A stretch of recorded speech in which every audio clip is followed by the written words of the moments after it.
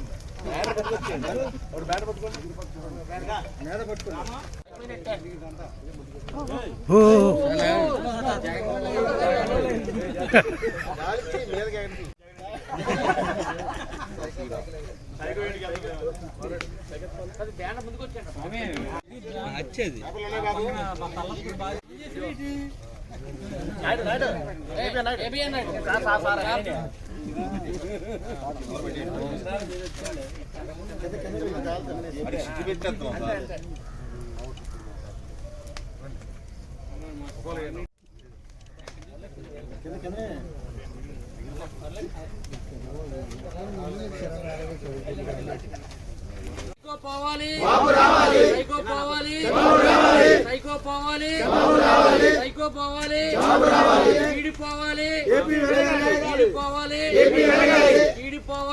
కనుమ శుభాకాంక్షలు.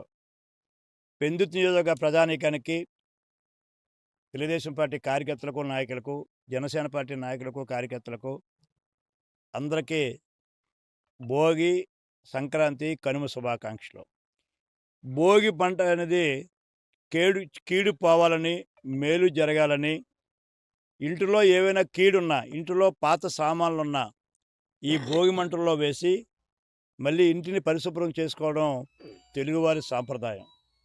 ఇలా తెలుగుదేశం పార్టీ వాళ్ళమి 5 సంవత్సరాలుగా దగ్గర ఈ రాష్ట్రానికి జగన్మోహన్ రెడ్డి అనే కీడు ఏర్పడింది. జగన్మోహన్ రెడ్డి అనే ఒక పాడు పదార్థాలు ఏర్పడ్డాయి, విధ్వంసం ఏర్పడింది. ఈ 5 ఏళ్ళలో అభివృద్ధి లేదు, పాలన లేదు, కేవలం అవినీతిమయమైంది. అందుకే ఈవేళ మీ అందరం కూడా తెలుగుదేశం పార్టీ, జనసేన కలిసి గతంలో మన పెద్దలు ఇంట్లో కీడు పోవాలని లేదా ఇంట్లో చెడు పదార్థాలను పోవాలని భోగి మంటల్లో తగలబెట్టేవారు. ఈవేళ మనం ఈ జగన్మోహన్ రెడ్డి ఇచ్చిన జీవోలు, ఒక జీవో కాదు, కొన్ని వేల జీవోలు ఇవన్నీ ఇచ్చి ప్రజల్లో వేధించడం ఇవాళ చూసాం. అంగన్వాడీ వాళ్ళ మీద ఎస్మా, చంద్రబాబు మీద దొంగ కేసులు, తెలుగుదేశం పార్టీ నాయకుల మీద దొంగ కేసులు, జనసేన మీద దొంగ కేసులు, ఇవన్నీ జీవోలు ఎన్నైతే అది ఇచ్చారో ఆ జీవోలన్నీ కూడా ఈ మంటల్లో వేసి తగలబెట్టాం. ఈ జగన్మోహన్ రెడ్డి ఈ భోగి మంటల్లో ఏదైతే కీడు పోగొట్టామో ఈ రాష్ట్రంలో జగన్మోహన్ రెడ్డి కీడు కూడా పోవాలని ప్రజలు ఆశిస్తున్నారు. అందుకే పరమ పవిత్రమైన ఈ భోగి మేము కోరుకున్నాం, ఈ సంక్రాంతిని కోరుకుంటున్నాం, ఆ అన్ని దేవుళ్ళని మేము కోరుకుంటున్నాం. మళ్ళా చంద్రబాబు నాయుడు గారు, పవన్ కళ్యాణ్ నాయకత్వంలో ఈ రాష్ట్రంలో ప్రభుత్వం రావాలి, రాష్ట్రం అభివృద్ధి కావాలి, అప్పుల పాల నుండి మనం పైకి రావాలి, అభివృద్ధిలో మనం ముందుకెళ్ళాలి అని చెప్పి ఈవేళ ఈ భోగిని మేము ఈ రకంగా మా నిరసన తెలియపరచడానికి మా అధిష్టానం ఇచ్చిన పిలుపు మేరకు ఈవేళ మన నాయకులు, తెలుగుదేశం పార్టీ నాయకులు, జనసేన నాయకులు అందరూ కూడా ఈ భోగి మంటల్లో పాల్గొని విజయవంతం చేసినందుకు అందరికీ నా హృదయపూర్వక ధన్యవాదాలు. నమస్కారం.